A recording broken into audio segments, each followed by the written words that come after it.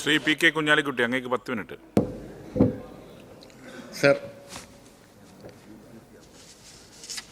ഞാൻ ബില്ലിനെ എതിർക്കുകയാണ്. സർ, ഇത് തുടക്കം തന്നെ പാളിപ്പോയ ഒരു ഗവൺമെൻറ്റാണ്. സർ, തുടക്കം പാളി 8-9 കൊല്ലം ഭരിച്ച് 2 ടേമാവുമ്പോൾ ആ പാളൽ ജീവിതത്തിൻ്റെ നാനാതുറയിലുള്ള മുഴുവൻ ജനങ്ങളെയും ബാധിച്ചു തുടങ്ങി. സർ, അതാണ് സത്യം. ഞാൻ തുടക്കം പാളി എന്ന് പറയാനുള്ള കാരണം, സർ, ബഹുമാനപ്പെട്ട ശ്രീ തോമസ് ഐസക്ക് ധനകാര്യ മന്ത്രിയായിരുന്ന കാലത്ത് അദ്ദേഹം വലിയ ആവേശത്തിലായിരുന്നു. GST വരട്ടെ, എല്ലാം ശരിയാവുന്നായിരുന്നു. 5000 കോടി കോടികളുടെ കണക്ക് ഇപ്പം അങ്ങ് ബഹുമാനപ്പെട്ട ധനകാര്യമന്ത്രി ട്രില്യനൊക്കെ പറഞ്ഞ മാതിരി കഴിഞ്ഞ ആഴ്ച പറഞ്ഞില്ലേ, ടേക്ക് ഓഫും അതുപോലെ തന്നെ ലാൻഡ് ചെയ്യണ സമയത്താണല്ലോ പറഞ്ഞത്. അപ്പോൾ എന്ന് പറഞ്ഞ പോലെ വലിയ ആവേശത്തിലായിരുന്നു അദ്ദേഹം. GST വരട്ടെ, എല്ലാം ശരിയാവും എന്നായിരുന്നു പറഞ്ഞത്. 30% ഗ്രോത്താണ്. GST വന്നു, പ്രതീക്ഷിച്ചത് 30% ഗ്രോത്താണ്. ഇന്ത്യയിലെ പല സംസ്ഥാനങ്ങളും അത് പ്രയോജനപ്പെടുത്തുകയും ചെയ്തു. പക്ഷേ കേരളത്തിൽ ശരിക്ക് ഒരു കൺസ്യൂമർ സ്റ്റേറ്റായ കേരളം യഥാർത്ഥത്തിൽ ഭാവനയിൽ കണ്ടത് ശരിയായിരുന്നു.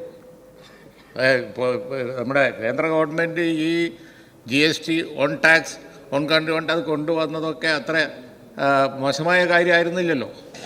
കേരളത്തിന് നന്നായി പ്രയോജനപ്പെടുത്താവുന്ന GST വരുമാനം കൊണ്ട് സംസ്ഥാനത്തിൻ്റെ സ്ഥിതിയിൽ മാറ്റം വരുത്താവുന്നതൊക്കെ സാധ്യത തന്നെ ആയിരുന്നു അത്. പക്ഷേ അതിനനുസരിച്ച് സംവിധാനം റീസ്ട്രക്ചർ ചെയ്യണ്ടേ? സംവിധാനം റീസ്ട്രക്ചർ ചെയ്തില്ല. എല്ലാം പഴയ പടി അങ്ങനെ അദ്ദേഹം തുടർന്നു. അത് കഴിഞ്ഞ് പിന്നെ വന്ന ടീമാണ് ഇപ്പോൾ ഉള്ളത്. അവർക്ക് കാര്യങ്ങൾ മനസ്സിലായി വരുമ്പോഴേക്ക് സമയം പോയതിൻ്റെ ഫലമായി ഇപ്പം എന്തുണ്ടായി? ആ തുടക്കം പാളിയതുകൊണ്ട് GST മഹാകാര്യമൊക്കെ ആയി പറഞ്ഞ് വരുമാനത്തിന് ഇപ്പം യാതൊരു വഴിയില്ല. അദ്ദേഹം ഇപ്പോൾ പറയുന്നുണ്ടല്ലോ, ധനകാര്യമന്ത്രി പറയുന്നുണ്ടല്ലോ, ഇനി ഒരു ടേക്ക് ഓഫാണ്, ട്രില്യൺ എക്കണോമിയാണ്. എങ്ങനെ, എവിടുന്ന്? വായ്പെടുക്കാൻ കേന്ദ്ര ഗവൺമെൻറ് സമ്മതിക്കുന്നില്ല, ശരി തന്നെ. അതുപോലെ തന്നെ ടാക്സ് കെട്ടാനുള്ള പവറില്ല. ടാക്സ് കെട്ടാൻ ഇപ്പോൾ ഞങ്ങളൊക്കെ ഗവൺമെൻറ്റിലൊക്കെ ഉണ്ടായിരുന്ന കാലത്ത് പുതിയ വരുമാന മാർഗങ്ങൾ ആലോചിക്കാമായിരുന്നല്ലോ. പുതിയ വരുമാന മാർഗം അങ്ങനത്തെ യാതൊരു ഇതുമില്ല. പക്ഷേ ഇപ്പം എന്തെങ്കിലും ചെയ്യുന്നുണ്ടോ എന്ന് എനിക്ക് അറിഞ്ഞൂടാ. ഈ GST വരുമാനം വർദ്ധിപ്പിക്കുക അല്ലാതെ അങ്ങനെയുള്ള വരുമാന മാർഗങ്ങൾ നോക്കല്ലാതെ യാതൊരു മാർഗവുമില്ല. സർ, ഈ പാളൽ ആരെയൊക്കെയാണ് അഫക്റ്റ് ചെയ്യുന്നത്? സർ, അതാണ് ഗൗരവമുള്ള സംഗതി. ആശാവർക്കർമാർ വെയിലത്ത് കിടക്കണം. സർ, അവർ ഈ കിടക്കണ കിടത്തം നമുക്ക് അത്ര ഭൂഷണമല്ല. സർ, ഒന്ന് വിളിച്ച് ചർച്ച ചെയ്ത് എന്തെങ്കിലും ഒരു ആനുകൂല്യം കൊടുത്ത് അങ്ങനെയല്ലേ സാമ്പത്തിക പരാധീനത മനസ്സിലാക്കാം. പക്ഷേ ഒരു നിലക്കും തിരിഞ്ഞു നോക്കൂല, അവരെ കളിയാക്കി വിടുക എന്ന് പറയുന്ന ആ നയം ശരിയാണോ? ബഹുമാനപ്പെട്ട ധനകാര്യമന്ത്രി തന്നെയാണ് അതിന് മറുപടി പറയേണ്ടത്. കാരണം ചെയ്ത സാമ്പത്തിക കാര്യമാണ് നിങ്ങളെ പ്രശ്നം. ഇതെങ്ങനെ ഈ വലിയ സാമ്പത്തിക ബാധ്യത വരുമല്ലോ എന്നാലും ഇല്ലേ ഒരു ഗിവ് ആൻഡ് ടേക്ക് അപ്രോച്ച്? ആ ഒരു ഗിവ് ആൻഡ് ടേക്ക് അപ്രോച്ച് ആ കാര്യത്തിലില്ല. പൊളിറ്റിക്കലായിട്ട് ഇപ്പോൾ നമ്മളാരും അതിനനുകൂലിക്കുന്നവരല്ലല്ലോ. സർ, അതുപോലെ നിങ്ങളുടെ ഈ റീസ്ട്രക്ചറിങ്ങും അതുപോലെ വരുമാനം വർദ്ധിപ്പിക്കാൻ കഴിയാത്ത കാര്യങ്ങളും ഇന്ന് എന്തിനൊക്കെയാണ് ബാധിച്ചിരിക്കുന്നത്? സർ, മലയോര മേഖലയിലെ ഇപ്പോൾ പുലി ഇറങ്ങുന്നു, ആളെ പിടിക്കുന്നു, ആന വരുന്നു, ചവിട്ടി കൊല്ലുന്നു. എന്താ പ്രശ്നം? സംവിധാനം വർക്ക് ചെയ്യാത്തതുകൊണ്ടാണ്. ഫോറസ്റ്റ് മന്ത്രി നോക്കണം എഫിഷ്യൻ്റായിട്ട്, അതില്ല. അത് നമ്മളൊക്കെ കണ്ടുകൊണ്ടിരിക്കുകയാണ്. അത് ഏതായാലും ഇല്ല. ഒരു ഫാസ്റ്റായിട്ടുള്ള ഒരു ആക്ഷൻ ഓറിയൻറ്റഡ് ആയിട്ടുള്ള ഒരു കാര്യം ചെയ്യേണ്ട ഒരു സമയമാണ്. നാട്ടിൽ പുലി ഇറങ്ങുകയാണ്, നാട്ടിൽ ആന ഇറങ്ങുകയാണ്, മൃഗങ്ങളിറങ്ങുകയാണ്. അതുപോലെ എവിടെയെത്താം, ഏത് അങ്ങാടിയിലും കാണാം. മാനന്തവാടി അങ്ങാടി കൂടി ആന അങ്ങനെ ഓടുന്നുണ്ട്. ഒരു ദിവസം നോക്കുമ്പോൾ കാട്ടാനയാണ്. നിലമ്പൂർ അങ്ങാടി കൂടി അങ്ങനെ ഓടുന്നുണ്ട്. അതുപോലെ തന്നെ മഞ്ചേരി അങ്ങാടിയുടെ അടുത്ത് പുലി. ഇത് നമ്മൾ പ്രാകൃത യുഗത്തിലേക്ക് പോയിക്കൊണ്ടിരിക്കുകയാണ്. പണ്ട് പുരാണങ്ങളിലൊക്കെ കാണില്ലേ, അതാണ് അന്ന് വലിയ ധീരകൃത്യമായി ഇതിനെ കണ്ടിരുന്നത്. കാരണം എവിടെ വേണമെങ്കിലും കാട്ടുമൃഗങ്ങൾ, ഹിംസ്ര ജന്തുക്കളുണ്ടായിരുന്നു. പക്ഷെ ആ സമാനം മാറിയില്ലേ. എന്നിട്ടിപ്പോൾ വന്ന് ആ പഴയ സമാനയിലേക്ക് എത്തി. കാരണം എന്താ? ജീപ്പില്ല, അതുപോലെ തന്നെ സംവിധാനമില്ല.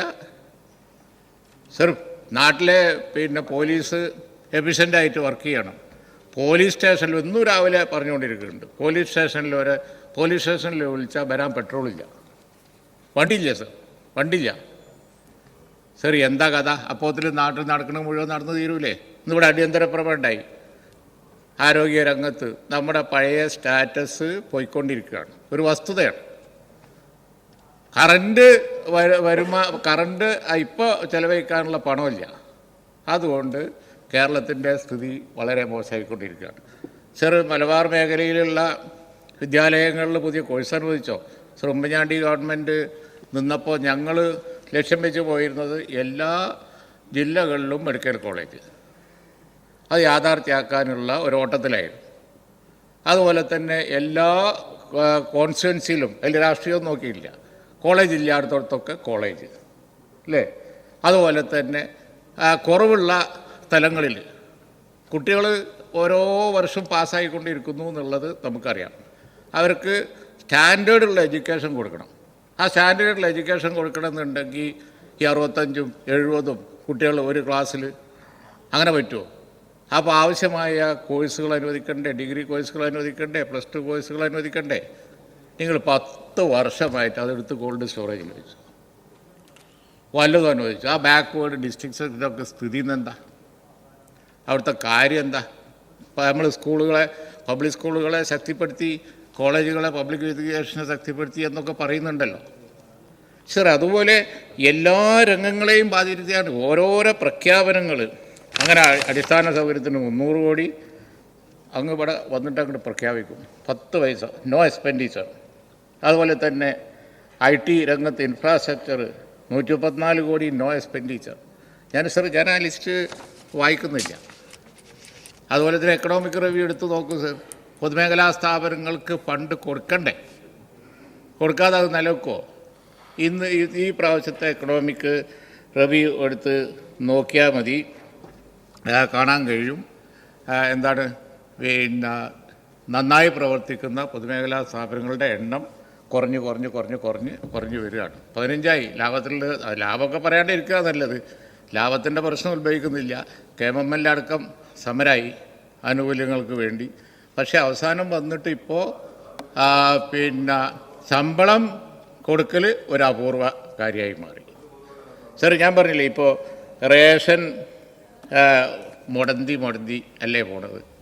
പഴയ മാതിരി റേഷൻ സംവിധാനം ഇപ്പോൾ എഫിഷ്യൻസി ഉണ്ടോ? ഇല്ലല്ലോ. നമ്മൾ അന്വേഷിച്ചാലും കഴിയും, അത് ഫണ്ടിൻ്റെ പ്രശ്നമാണ്.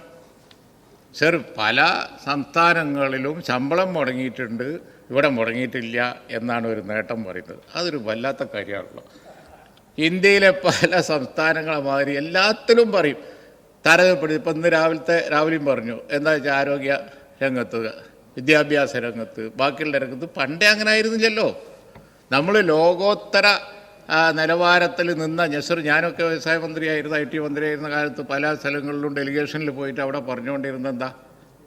ഇന്ത്യൻ സംസ്ഥാനമായ കേരളം വേൾഡ് ക്ലാസ് ആയുർദൈർഘ്യം, world class literacy, world class ആരോഗ്യം, അതുപോലെ തന്നെ സ്റ്റാൻഡേർഡ് ഓഫ് ലിവിങ്, അങ്ങനെ പലതും പണ്ടേ നമ്മൾ പറഞ്ഞുകൊണ്ടിരിക്കുന്നതാണ്.